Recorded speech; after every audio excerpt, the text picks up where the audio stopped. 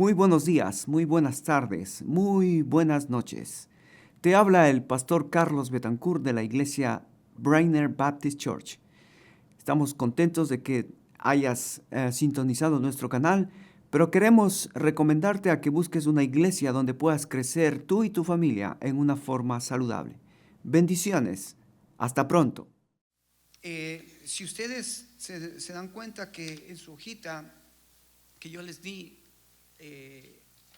la primera vez el primer domingo del mes, el Emanuel, Dios con nosotros. ¿Cuántos trajeron su hojita?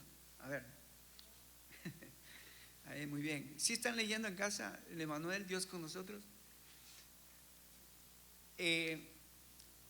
Fíjate que nosotros no celebramos la Navidad como lo celebra el mundo, ya eso lo hemos dicho, pero nosotros deberíamos saber por qué pensamos como pensamos y por qué hacemos lo que hacemos en estos meses, pero especialmente en este mes de Navidad. ¿Por qué hacemos la cena? ¿Por qué hacemos los regalos? ¿Por qué hacemos el árbol? ¿Por qué hacemos? Y fue interesante porque esta semana mi mamá me llamó por teléfono. Bueno, mejor dicho, yo le llamo a ella, pero mi mamá estaba un poco preocupada porque me dice, Carlos, estoy preocupada porque puse el árbol de Navidad. Y le digo, ¿y cuál es tu preocupación? Dice, es que ese árbol ya no me gusta, dice, ya no, yo no sé por qué lo pongo, dice, pero ya no me gusta, ya, dice, yo sé que eso no es Navidad. Y le digo, ¿y por qué lo pones? Dice, es que tantos años que he puesto, ya se me hace extraño no ponerlo. Y entonces eso me llamó la atención, porque imagínate, nosotros tantos años que venimos haciendo las cosas mal, que cuando sabemos cómo hacerlas nos causa extrañez, nos causa como que, ¿será? ¿No será? Así que le dije a mi mamá, bueno, mira, el próximo año ya sabes, si sabes que no te gusta y sabes que eso no es lo que celebramos, pues ¿para qué lo pones? Ya estás viejita, le digo, y ya poner el árbol, ¿cuánto te cuesta? Dice, sí, ya le voy a decir a Paulinita. Paulina es mi hermana. Dice, ya le voy a decir que mejor le vendamos.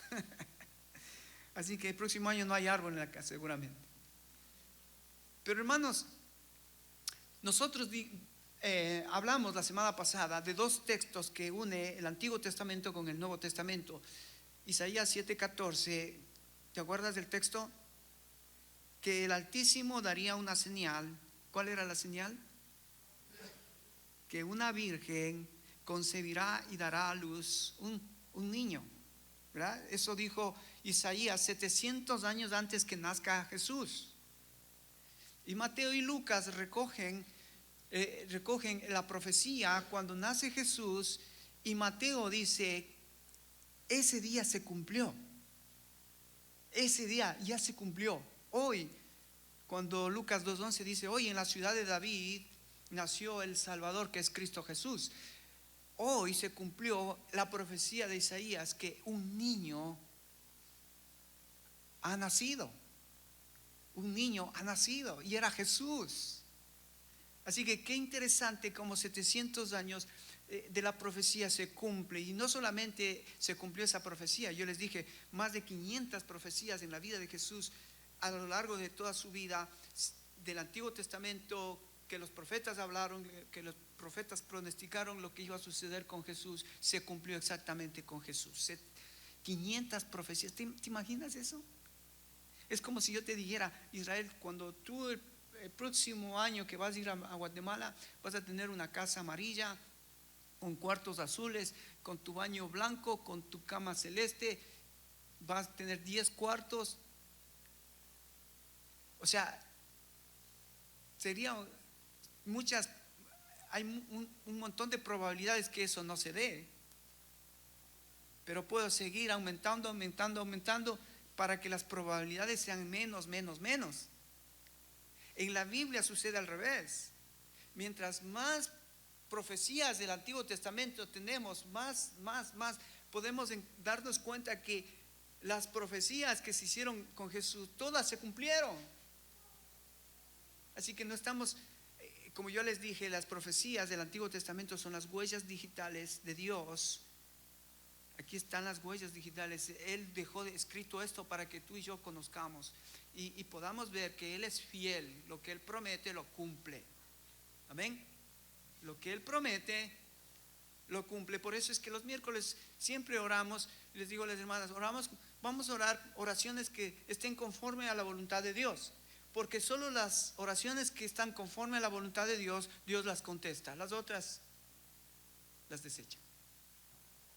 Por eso es importante orar conforme a la voluntad de Dios. Primera de Juan 5:13, oremos conforme a la voluntad de Dios. Ok, ahora entonces, en esta mañana, yo quisiera ir un poquito más a fondo de qué significa esto de que un niño nos es dado.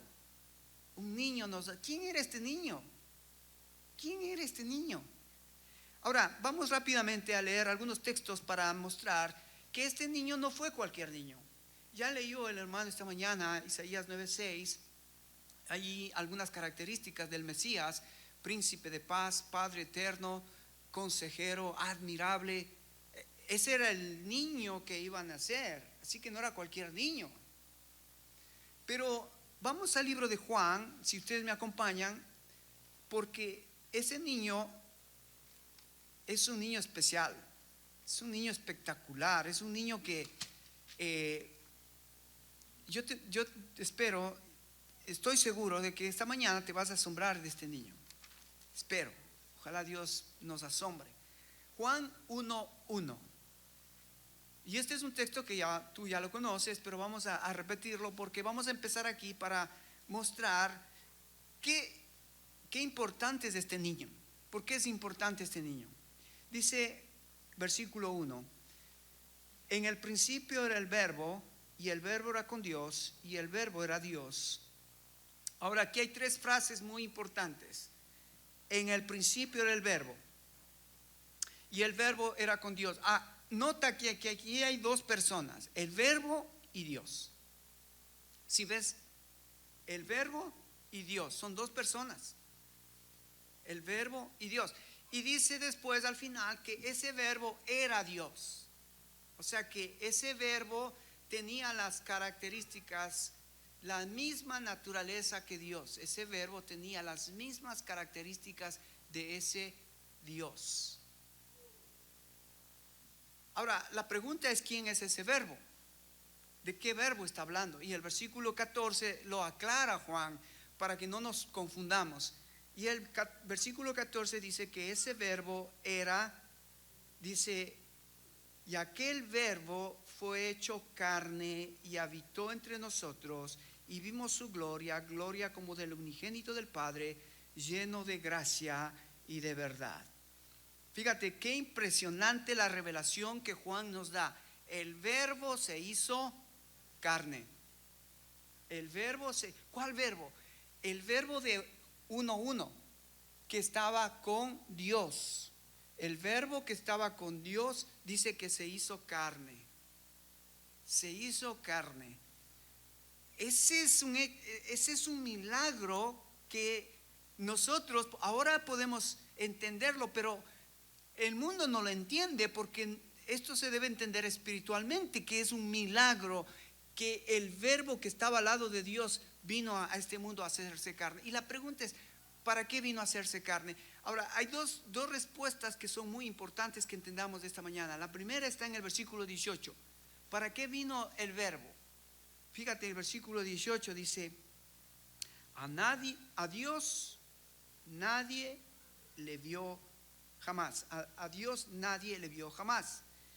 El unigénito Hijo que está en el seno del Padre, Él le ha dado a conocer. Aquí está el primer gráfico que me gustaría, si me ayudas atrás, a poner el primer gráfico de ver. Fíjate, dice que el verbo que se hizo carne, Él, ¿qué era el propósito por el cual vino? Según Juan.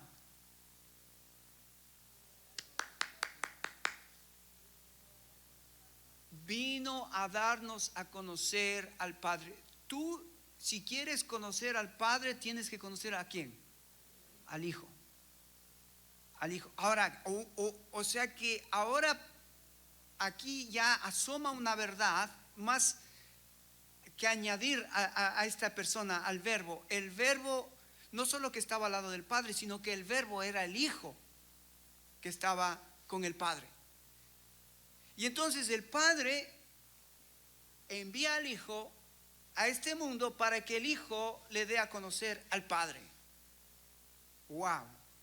La revelación que tenemos nos va a ayudar a saber que ese niño que Dios envió no era cualquier niño, era su Hijo.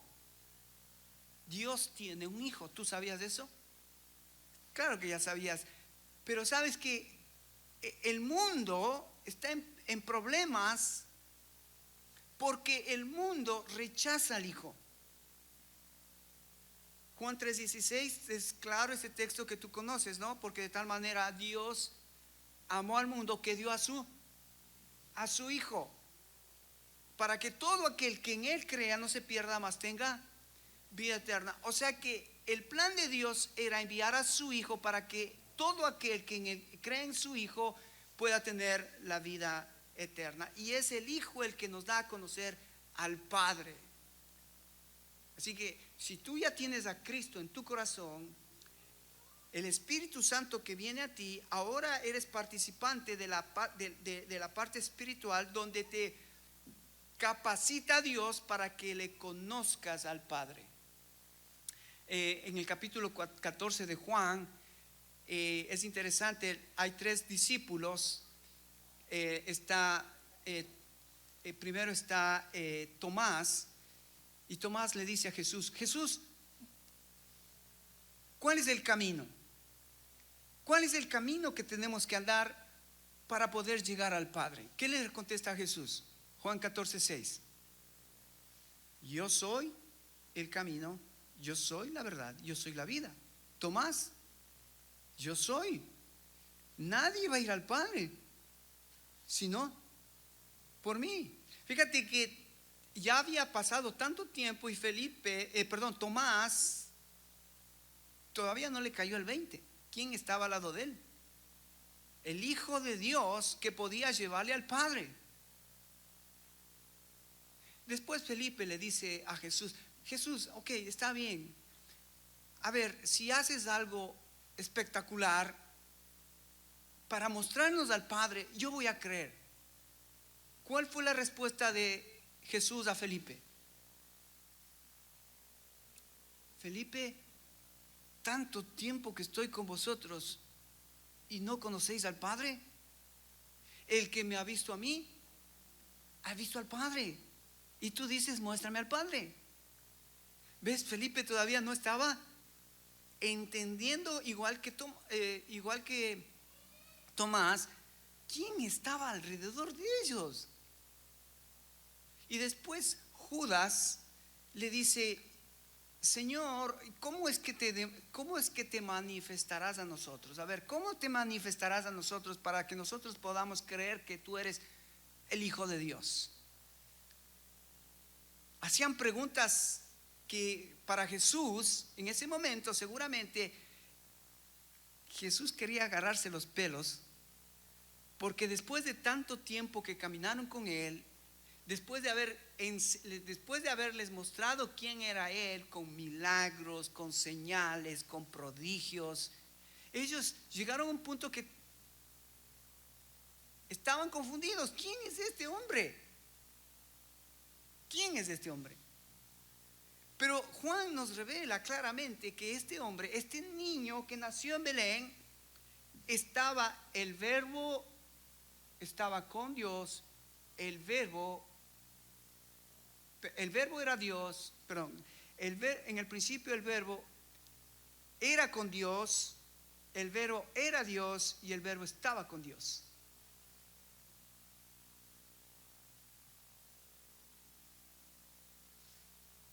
Quiero que vengas a 1 Timoteo, capítulo 3. Primera de Timoteo capítulo 3, verso 16.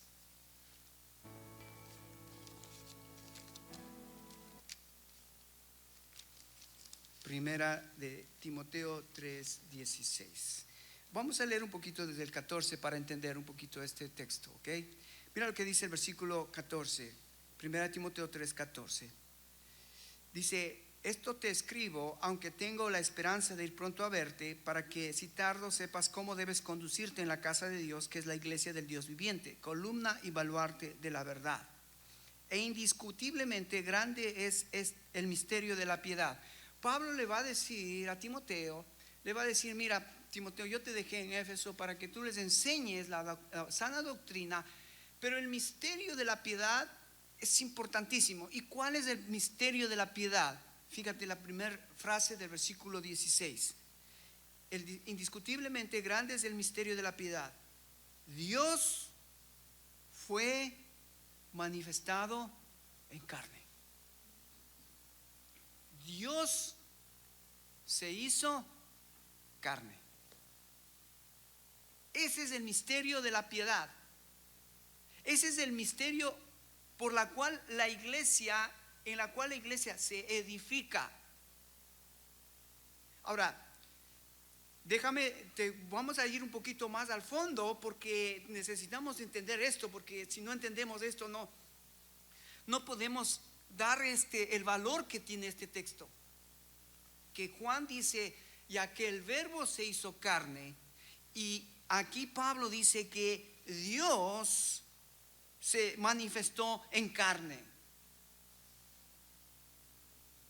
El Nuevo Testamento, el mensaje que debemos entender es que Jesucristo no es cualquier persona. Jesucristo es el Hijo de Dios que vino. Ahora, mira, entendamos esta mañana que cuando la Biblia habla de Jesucristo, Jesucristo es 100% Dios y 100% hombre. Ahora, ¿por qué es importante esto? Porque está en juego tu salvación y mi salvación. Porque si yo no entiendo que Jesucristo es 100% Dios, entonces Dios no me salvó a mí. ¿Quién te salvó? Si Jesucristo no fue Dios, ¿quién te salvó? Necesitaríamos a Dios que nos salve, no un hombre, Dios. Y sí, Dios vino a este mundo, Dios fue el que te salvó, pero Dios se hizo carne y se hizo hombre, y como hombre hizo muchas cosas, pero hizo 3 cosas como hombre. Primero, Él, para salvarnos a ti y a mí, Él tenía que justificarte, redimirte, regenerarte. ¿Cómo lo iba a hacer eso? Pues tenía que Jesucristo hacerse hombre, porque como hombre Él tenía que morir, como hombre Él tenía que sufrir, como hombre Él tenía que pagar tus pecados y mis pecados. Así que no solamente es Dios que vino, pero el hombre que te salvó. Mira lo que dice Segunda de Corintios capítulo 5, versículo 20. Segunda de Corintios 5, 20 dice, 19.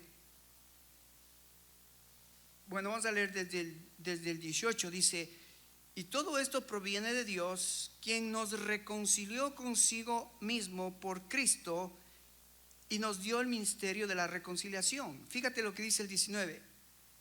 Dice que Dios estaba en Cristo reconciliando consigo al mundo. Si ves el texto, dice Dios estaba con el hombre reconciliando al mundo. No hay otra forma de que el mundo sea reconciliado, hermanos.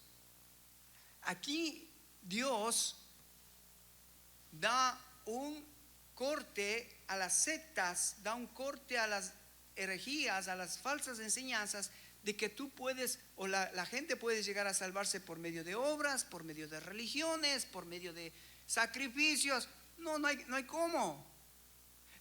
La Navidad es entender que Jesucristo, ese niño, fue 100% Dios y fue 100% hombre. 100% Dios. Fíjate, dice si leemos todos los evangelios, Jesucristo como Dios, ¿qué cosas ves que Jesucristo te muestra que Él es Dios? Participación. ¿Qué cosas te ha impactado que Él es Dios?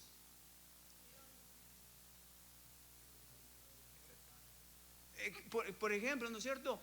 ¿Quién puede producir panes y peces para 5,000 personas? ¿Quién? Tenía que ser alguien especial. ¿Alguien lo ha hecho? ¿Qué otra cosa te muestra que Él es Dios? La resurrección de los muertos. Él resucitó muertos. A la niña, al joven, a Lázaro, resucitó mucha gente. ¿Quién hace eso? Caminó sobre el agua. ¿Quién hace eso? ¿Qué otra cosa te demostró que Él es Dios? Resucitó. ¿Ves?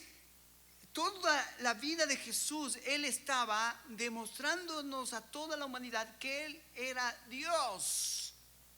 Que era Dios caminando en esta tierra, en este mundo. Dios caminando en medio nuestro. Él tenía poder sobre la enfermedad, tenía poder sobre la muerte, tenía poder sobre los demonios. Él tenía poder sobre la naturaleza. Él era Dios. Y Felipe y Andrés y Judas todavía no entendían. No entendían quién era Él. Y eso a veces nos pasa a nosotros también como cristianos. Todavía no entendemos quién es el niño. Es el hombre que vino 100% Dios. Primero. Segundo, 100% hombre. ¿Qué significa que Él es 100% hombre? ¿Cómo podemos entender que Él era hombre? Participación. Tenía emociones, se enojó, lloró, se cansó, seguramente que se lavó los dientes, se bañó. Él era hombre, era un hombre, 100% hombre. Sabes, hermano, te voy a decir esto. Para nosotros esto es a veces quizás muy repetitivo, pero los primeros 100 años de la historia de la iglesia, ¿sabes cuál fue la guerra, la batalla espiritual que vivió la iglesia?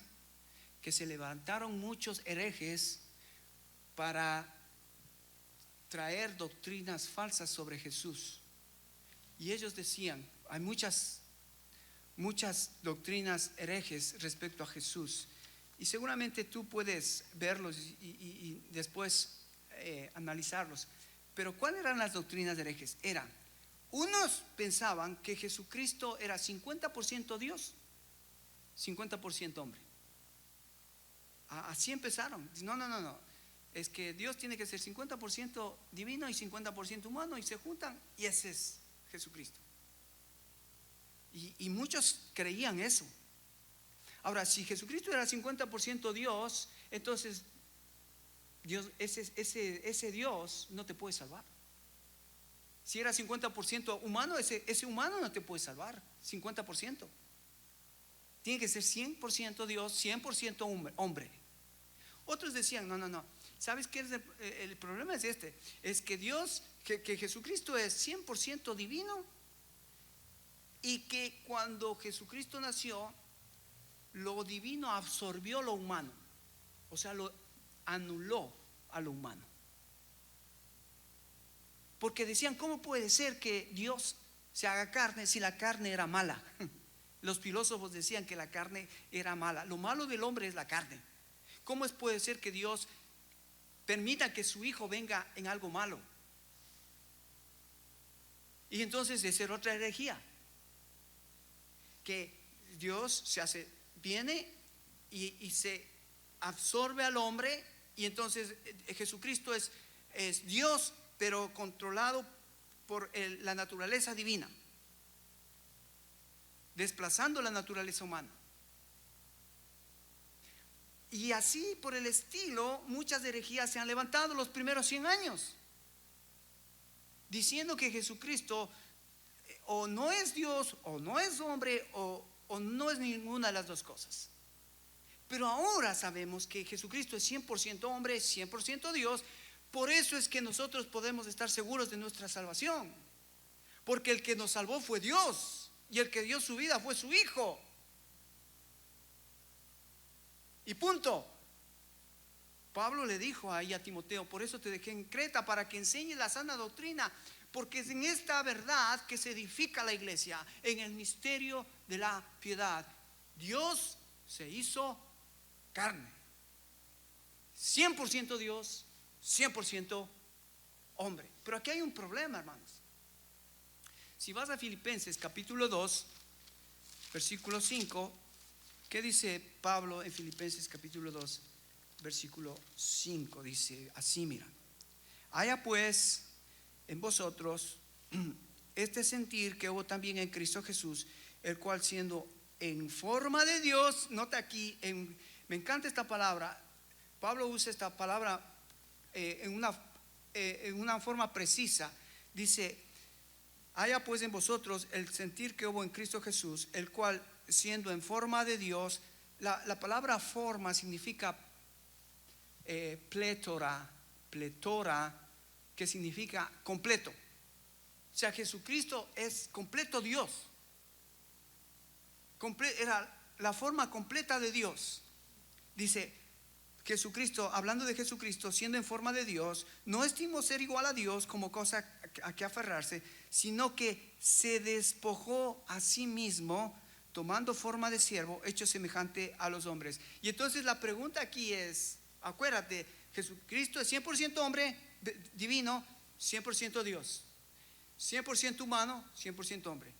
Pero dice Pablo aquí que Jesucristo, que es forma de Dios, dice que se despojó a sí mismo, tomando forma de siervo, hecho semejante a los hombres. La pregunta que se han hecho a través de los tiempos, a través de la historia: ¿de qué se despojó Jesucristo? ¿De qué se despojó Jesucristo? Porque si Él era Dios, completamente divino, cuando vino a esta tierra, ¿de qué se despojó? ¿Perdón?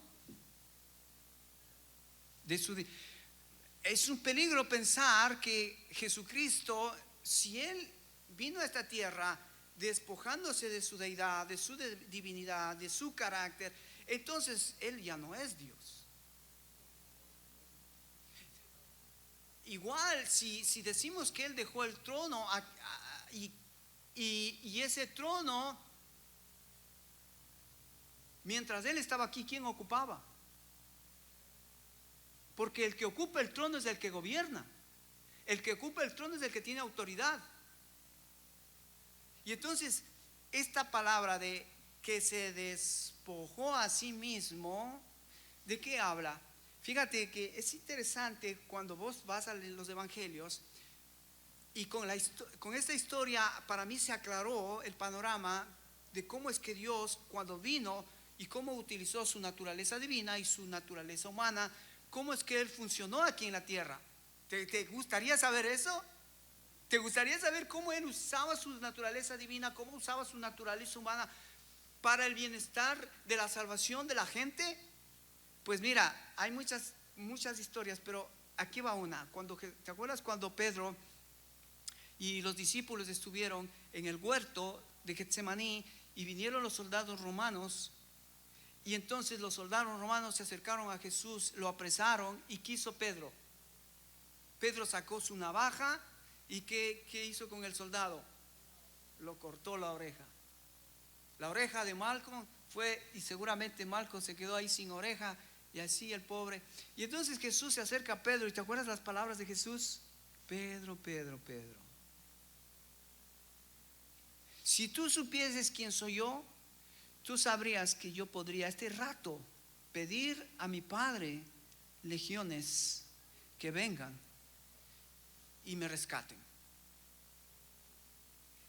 ¿Él podía hacerlo o no? Porque él era Dios y él podría hacerlo. Pero él dijo, no voy a pedir que vengan legiones, porque necesito cumplir el propósito de Dios, el propósito de mi Padre, ir a la cruz. Y entonces, ¿qué hizo Dios? ¿Qué hizo Jesucristo? Usó su naturaleza divina, tocó la cara de Malcolm, la oreja de Malcolm, ¿y qué hizo? Le colocó de nuevo la oreja. Entonces, ¿te das cuenta cómo Jesucristo, cuando dice Filipenses, se despojó a sí mismo, haciéndose forma de siervo? Él lo que hizo en realidad es poner a un lado, en ciertos sentidos, él se limitó a usar su poder para poder hacernos el bien a nosotros. Él dejó a un lado su poder divino. Y entonces, qué hermoso saber de esto, que es lo que que Jesucristo hizo. Él, pudiendo haber utilizado su poder para destruir a los malvados, él usa su poder para bendecirlos y darles oportunidades para que se salven. Es maravilloso Jesús. Pedro no entendió que la cuestión era que él era 100% divino, 100% humano, pero lo divino lo dejó a un lado mientras estuvo aquí en la tierra, lo dejó a un lado y no usó para destruir al hombre, más bien lo usó para ayudarlo al hombre. Sanó enfermos, levantó muertos, curó enfermos. Su poder lo usó para el beneficio nuestro, porque si él podría haber mandado a pedir ángeles para que destruya a la humanidad, pero él no lo hizo. Cuando dice que él se despojó, él se limitó a sí mismo. Fíjate que cuando él vino a este mundo, él dejó de ser omnipresente. ¿Qué significa la omnipresencia, hermanos? Dios está en todas partes, pero cuando él vino se limitó a ser omnipresente, porque él no podía estar en todas partes. Él podía estar en un lugar, aunque él era Dios y podía estar en cualquier parte. Por eso es que es interesante que también cuando se acercó Cornelio y le pidió a Jesús que sanara a su siervo, cuando Jesús le dice: mira, Cornelio, me asombra tu fe. Tú vienes a mí a pedirme que le sane a tu siervo, y todavía me dices: mira, no necesitas ir a donde está mi siervo, di tú una palabra y él se va a sanar. ¿Y qué le dijo Jesús? Wow, Cornelio, tú me has impresionado, tu fe es grande, vete a tu casa y vas a ver lo que está tu hijo. Y cuando él regresó a su casa, ¿qué estaba el hijo? El siervo se había sanado. ¿Ves? Jesús traspasa los límites de tiempo y de espacio. Wow.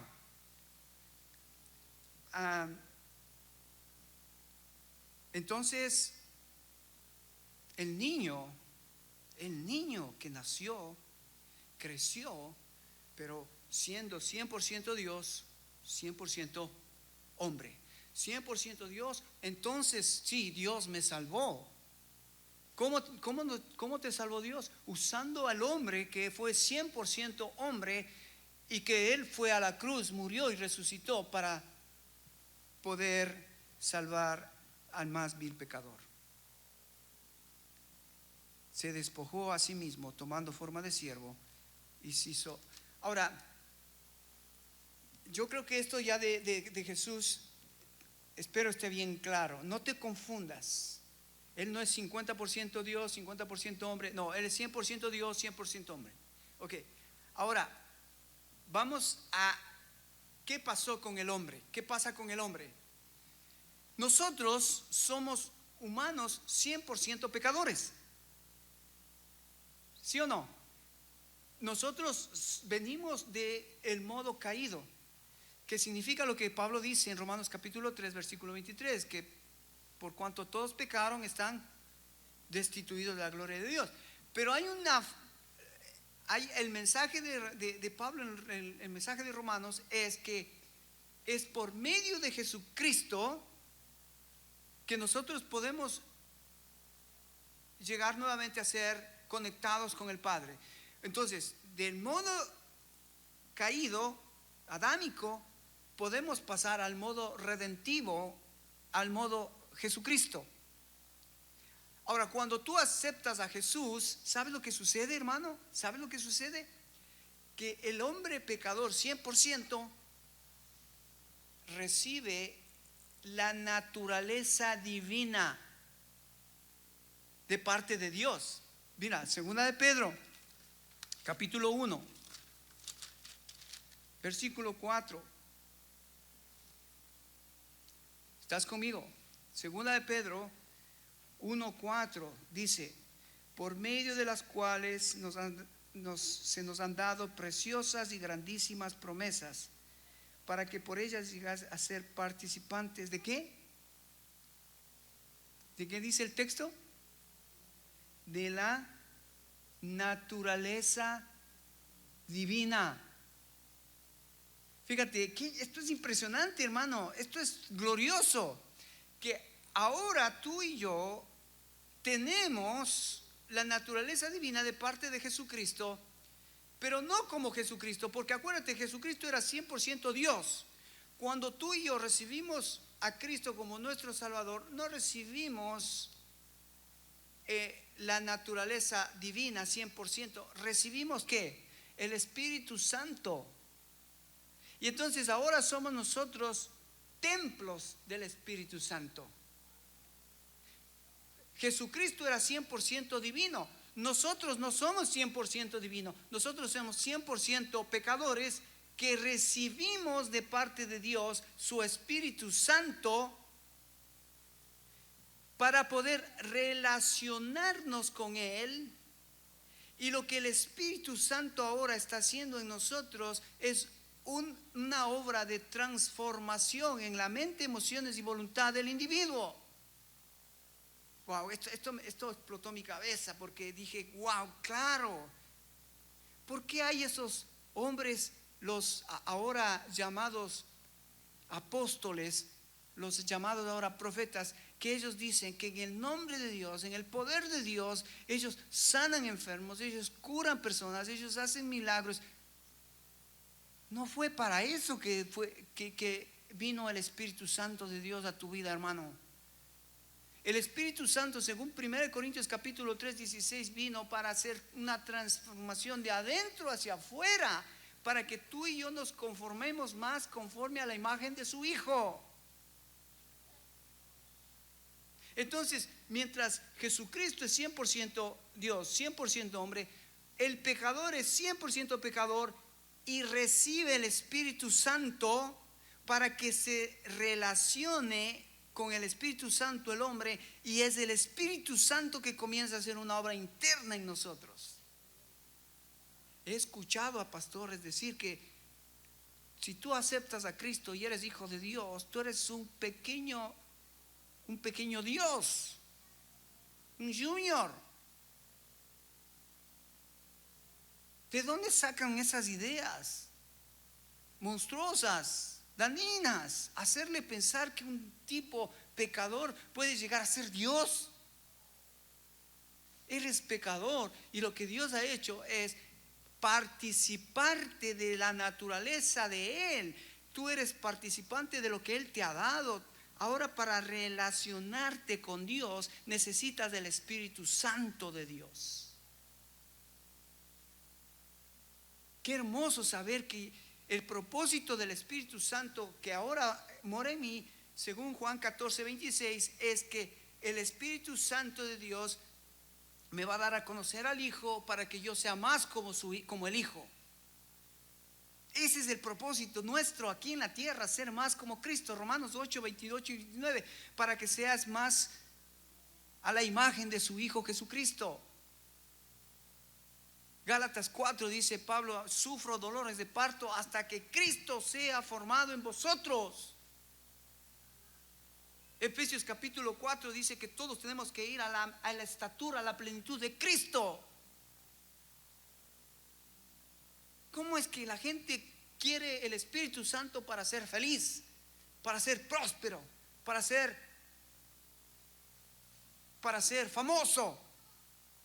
No te equivoques, hermano. El Espíritu Santo que Dios te ha dado es para que seas más santo, para que tu conducta, tu carácter puedan ser cambiados, transformados por el Espíritu Santo, que la naturaleza divina ha venido a ser participante ahora en nosotros. Qué bueno que es Dios. No nos dejó pecadores y no nos dejó ahí tirados para que arréglate ahora. Si aceptaste a Cristo, bien, y ahora arréglate tu vida. No. Él nos rescató con un propósito y nos dio todas las herramientas que necesitamos para ese propósito. Así que, hermanos, el niño que nació es 100% Dios, 100% hombre, pero es ese niño que necesitamos para la salvación de nuestras almas. Yo te pregunto esta mañana, hermano, esto de que Dios se hizo hombre, ¿te asombra? ¿Te llama la atención poderosamente? ¿O simplemente es otra idea de tantas ideas que hay? ¿Sabes qué? A veces nosotros quisiéramos explicarlo de una forma más profunda, pero no hay mucho que predicar. Es como alguien dijo: mira, sí, para que un niño entienda, es que un día había un rey que tenía una corona. Y este rey dijo: voy a ir a mi pueblo. Se sacó la corona, lo dejó en el velador y bajó del trono al pueblo y caminó con el pueblo. Y el pueblo, al no verlo con la corona, pensaban que era uno igual de ellos, o un pordiosero que andaba por ahí. Lo agarraron, lo mataron, pensando que era un malhechor. Esa es la historia de Dios. Dios se quitó la corona como rey y vino a este mundo a hacerse hombre, y los hombres le crucificaron. Dice alguien: cuando los marcianos se enteraron de esta noticia, los marcianos no quieren venir más de este mundo. Posiblemente les hagan lo mismo. Por eso no hay marcianos. Pero nosotros, gracias a Dios, que ahora, siendo pecadores, Jesucristo nos manda a su Espíritu para que tengamos ahora la naturaleza divina, para que esa naturaleza comience a hacer una transformación interna en nosotros. Piensa esto, fíjate. Aquí tienes un foco. ¿El foco por sí mismo alumbra? No, ¿verdad? ¿Qué necesita el foco? El foco necesita la perilla donde va el foco, y tiene que estar enchufado a la luz. Entonces, la luz es lo que hace que el foco pueda hacer el trabajo para el cual fue hecho, de luz. Bueno, piense esto, hermano. La corriente es ese Espíritu Santo de Dios que Dios nos ha dado, para que una vez que hace contacto con el foco se prenda. Y el foco eres tú, el foco soy yo. Entonces, mientras esté conectado a la electricidad y al poder de Dios, voy a estar prendido y voy a estar cumpliendo el propósito para el cual fui hecho. ¿O no dice eso Juan capítulo 15? que dice, vosotros sois los pámpanos, yo soy la vid, separados de mí, nada pueden hacer los pámpanos. Necesitamos estar conectados a algo, y ese algo es su Espíritu Santo, que entonces permite que yo pueda transmitir al mundo la luz que viene de Él. Qué hermoso que recordar Navidad es recordar este plan de Dios que Él tiene para sus hijos, para la humanidad, pero especialmente para sus hijos que entienden esto. Porque de eso trata Navidad. Quiera Dios que nosotros, hermanos, ya sabemos ahora por qué creemos lo que creemos y por qué hacemos lo que hacemos. Porque hay un Dios que mandó a su Hijo 100% hombre, 100% Dios, porque de lo contrario no podríamos ser justificados, redimidos, ni reconciliados. Fue un hombre. Por eso es que Jesucristo conecta lo humano con lo divino con lo humano. Hermanos, sin Cristo no hay iglesia, sin Cristo no hay vida espiritual, sin Cristo no hay nada. Qué feo que en una iglesia o en una familia celebren Navidad y no esté Cristo. Que no se hable de Cristo. ¿Te gustaría que la gente vaya a tu cumpleaños y nadie te salude? Y nadie te lleve regalos. Y nadie te diga, hey, qué bueno que cumpliste año. Bueno, hermanos, pensá en este tiempo que nosotros ahora tenemos la oportunidad de acercarnos con la familia, acerquémonos con este pensamiento. Dios es nuestra salvación. Para terminar, hermanos, el propósito de la encarnación de Jesucristo, porque Él se hizo hombre, era revelar a Dios a la humanidad. Acuérdate, Juan 1:18, que Él es el que vino a enseñarnos quién es Dios. Él es el exégeta, Él es el que nos da a conocer en una forma completa quién es Dios. Si yo me acerco a Jesús, conozco a Jesús, voy a conocer a Dios, al Padre. Segundo, la salvación de la humanidad. Solo un verdadero hombre podría representar y un verdadero Dios podría ofrecer el sacrificio perfecto. No había otro hombre perfecto en este mundo que Dios podría utilizar para poder salvarnos. Era su Hijo, hombre perfecto. Hebreos capítulo 2, verso 14 al 17 dice que Él era sin tacha, sin nada que lo haga un sacrificio imperfecto. Acuérdate, en el Antiguo Testamento los judíos para presentar un sacrificio tenía que ser sin magulladuras, sin ningún defecto en el cuerpo, tenía que ser un animal sano. Jesucristo fue el Cordero perfecto de Dios. Cuando Jesucristo vino a este mundo, vino también no solo para salvarnos, pero para vencer al pecado y a la muerte. Esto es maravilloso. Ya en Cristo Jesús la muerte quedó anulada. Pablo dice en 1 Corintios 15, oh muerte, ¿dónde está tu aguijón? ¿Sabes qué? Va a ser interesante que si Dios viene esta tarde o esta noche, o si viene ya, nosotros no vamos a morir. Y nosotros vamos a poder decir, oh muerte, ¿dónde está tu aguijón? Zafamos la muerte, porque Cristo lo venció. No solo a la muerte, pero el pecado. Hay gente que vive en pecado y dice que no sé cómo salir de este pecado. Cristo vino a vencer el pecado, hermano. Él vino a morir por ese pecado que no puedes. Y cuando tú vienes a Cristo y le dices, Señor, este pecado no me gusta, este pecado está feo, este pecado me hace daño, este pecado a ti tú aborreces, ¿sabes qué hace Dios? Él es fiel y justo para perdonarnos y limpiarnos de toda maldad. Y comienza su obra de santificación, su obra de restauración, su obra redentiva en tu vida. No solo vino a morir a vencer el pecado, pero vino a darnos victoria, a morir a darnos victoria en la muerte y en el pecado.